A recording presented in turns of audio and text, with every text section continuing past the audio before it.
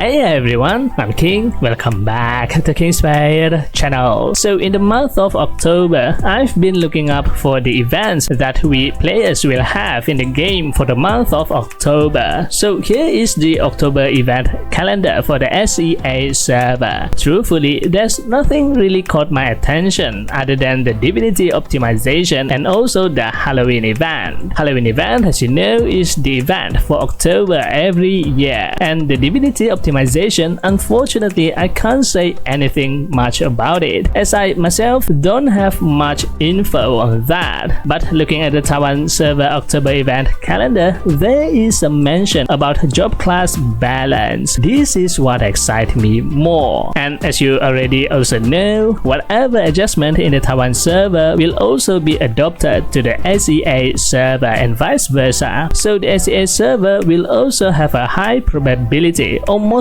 likely will have the same job class optimization. And I have with me the alleged job class balance details for this job optimization. The info is not mine. Credit to the source, ROX Uni Discord, for the info. But disclaimer, this is not an official release of the job class balance detail. The info in this video may not be the final official adjustment in the game. So with that being said, let's see what are the adjustments that will be made and what job class will be optimized. The first one, we have the Knight class. The first skill is the adjustment on the Fatal Blow skill. So before this, by using the skill, there is a sure chance to reduce the target final defense and has a chance to stun the target. But now the effect is switched. There is 30% chance to inflict armor break to the target and a guaranteed stun for 2 seconds. I'm not sure if this is a good change. For me, the armor break is more valuable in a team fight, especially in PvP, because on higher level PvP gameplay, I'm sure everyone will have total stun resist. So having stun effect is less of a priority. Well, maybe it is effective in the early game where players still don't have 100% stun resist yet for KVM. The next, Spear Stab. The skill knock effect is changed to stun. Alright. Now I see what the game is trying to do. I think they are uplifting the spear build, especially for PvP, to make them having multiple skills to stun lock the target. Next, Double Blow. The skill is now scaled with the strength attribute as opposed to the luck attribute previously. Alright, a nice change. This skill will deal higher damage after this. And the last one for the Knight class, the Dragon Breath Fire skill. The skill range is longer and wider, dealing a cone-shaped area damage. Next class is the Priest. The first skill is Signum. The skill is now deal holy magic damage. Previously it was neutral damage, and the damage coefficient is adjusted, maybe to adjust the overall skill damage for the element advantage of the holy attribute. Next, Lex Athena. The damage and duration of the skill will be adjusted, and the skill effect is now not affected by the distance of the target from the caster. It didn't show the adjustment value here. If they want to make a change here, maybe increase the damage and skill duration. Next, Imposito Magnus. This skill no longer converts the target attack to holy damage, but it has now have the ignore defense effect. Wow, I think this is better, right? This skill will now be a valuable skill to use for team fight. Next, Holy Booster. Alright, so this skill now has the pooling effect, making sure that the skill connection to the target will not break and eventually have higher success to stun the connected target. Next, Holy Hammer skill. The crit damage requirement of the skill is now omitted, making the skill to trigger its effect easier. The skill also added with another effect, increasing final physical penetration stat, but the maximum stack is now higher. It is increased to 5 from 4. With this adjustment, I think the Mass Build Priest is now totally changed. It is no longer a crit build, but the penetration build, which will make the priest easier to switch between build from the damage build to the support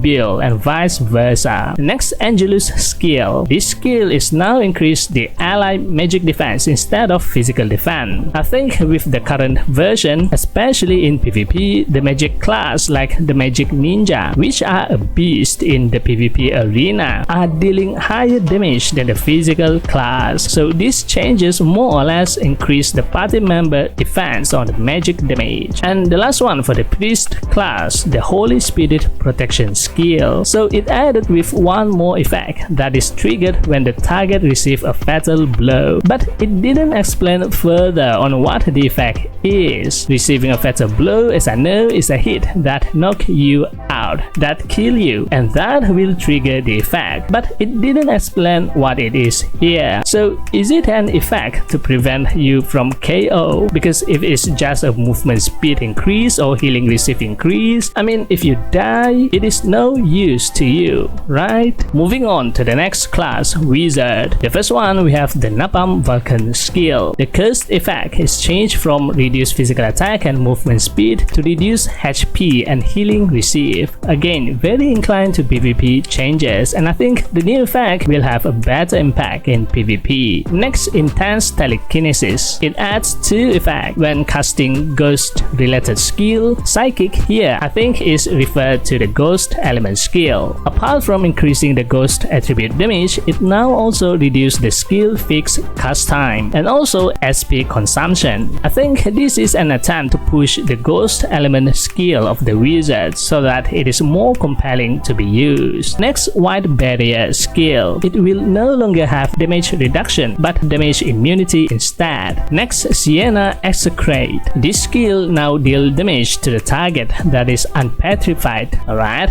that is for the wizard. Next, we have the Assassin class. The Assassin class is supposed to excel more in PvP, but we do not see much of the Assassin being used in the competitive PvP tournament. So this time, the Assassin once again has the most skill adjusted. The first one is the Grim Tooth. The skill now deals weapon attribute damage instead of neutral element, and its damage is now scaled with the strength attribute up to 1700%. Wow, that is a lot. Next, the Soul Destroyer skill. Similar to the Grim Tooth skill, this skill now deals weapon attribute damage instead of neutral element damage. Next, Cross Impact skill. The skill range is now bigger from 3 to 4 meters range, and the skill damage coefficient, especially on the target HP part, is now will not take effect on MVP, mini, and instance boss. It is changed to deal a certain fixed damage. Well, I mean, this skill is what makes the Qatar build Assassin to be one of the top 3 highest DPS class to deal damage on the MVP, especially because of the target HP part. So I think this is a nerf for the Qatar Assassin, but also we need to look at the final value of the additional damage. It might not be bad. Next, Mirror Image skill. The skill is now deal weapon attribute damage instead of neutral element, and the skill damage increase effect is no longer depends on the slashing or number of hits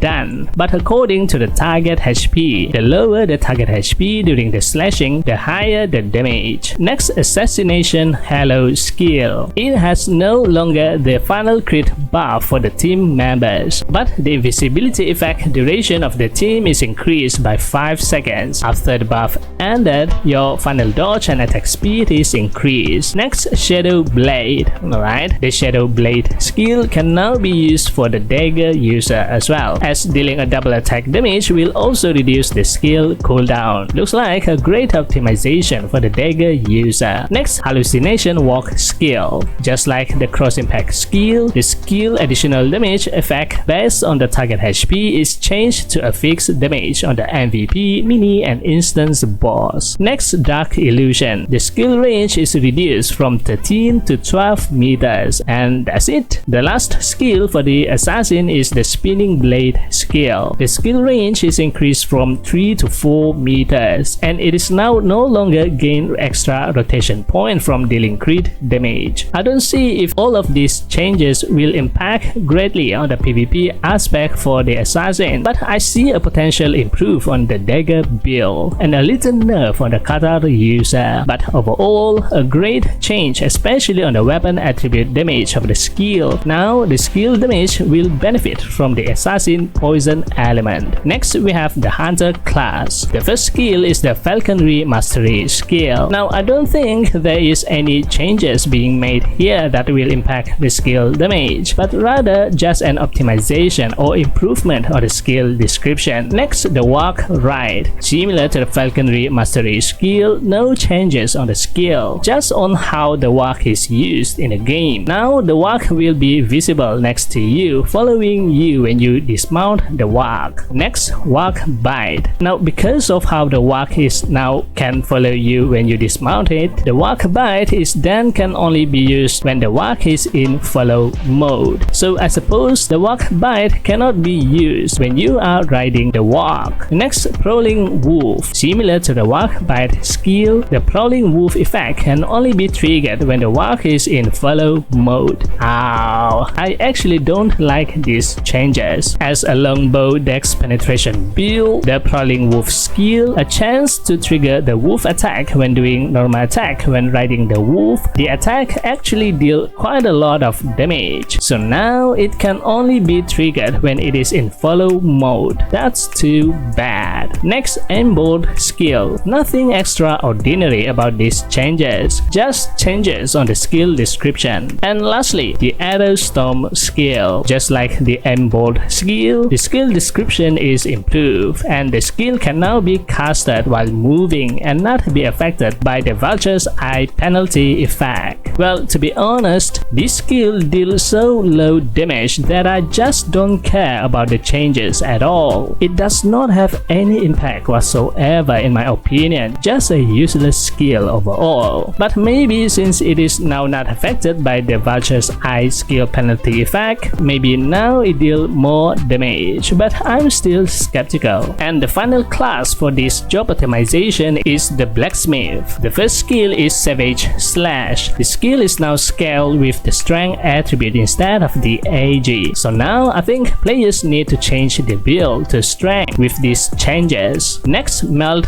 Down. Similar to the Savage Slash skill, the damage is now scaled with strength. Next, Hurl Zany. This skill now had a chance to deal double damage instead of dealing critical hit. This is great for the penetration build, but also I don't think a Blacksmith player will build the Blacksmith a crit build, right? So this is actually great. Next, Savage Slash passive skill. It now, apart from increasing your lifesteal, it also increases the final physical penetration. That's very good. Next, Suicidal Destruction skill. After ejecting the Mado gear, it now have a pulling effect during the 2 seconds period before exploding, dealing damage to its surrounding, and the explosion now also deal damage to the MVP, mini, and instance boss. And the last skill is the Arm Cannon skill. The skill now deals a wide range 6 meters AoE damage to all targets within the area. And the last part, we have adjustment on the shadow equipment. We have Holy Light for the priest. It now has chance to deal double attack instead of critical hit. Judgment Hammer for the Blacksmith. It now also increases final physical penetration stat. And lastly, the Assassination Halo skill for the assassin. The new effect, final dodge and attack speed, is increased. And now, depending on your build, if you have higher crit rate, the skill will increase your crit rate even more. And if you have higher final physical penetration stat, the skill will increase the final physical penetration stat instead. So that are all of the adjustment for this time. What do you think of the adjustment? Again, this is not the official detail. It might not be the final version of the job class optimization, but still, do you like what were listed in this list? Let me know what you think at a comment below. That's it for this video. This time video shoutout goes to...